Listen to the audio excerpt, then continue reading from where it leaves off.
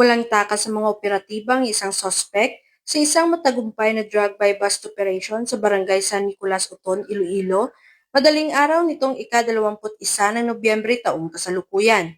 Kinilala ni Police Major Marvin Villanueva, Deputy Chief ng RPDEU 6 ang sospek na si alias Edward, 43 taong gulang, residente ng Barotac, Nuevo Iloilo, na tinukoy bilang budigero o tagabantay ng imbakan ng iligal na droga sa lugar. Lumabas sa record na ang sospek ay dati nang nasangkot sa iligal na droga at nagkaroon ng kaso noong 2016 at 2019, kung saan ito ay sumailalim sa plea bargaining.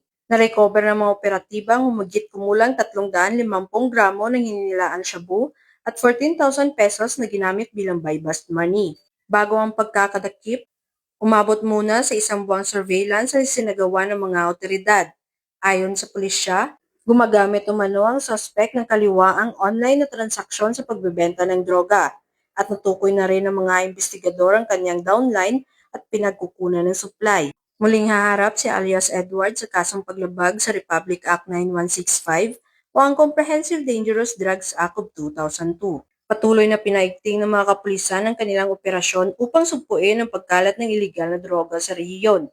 Nananawagan din sila sa publiko na maging katuwang sa pagbabantay at pag-uulat ng anumang kahinahinalang aktibidad. Tiniyak naman ng mga kapulisan na hindi sila titigil hanggat sa tuluyang mapahina ang illegal drug network sa buong Western Visayas.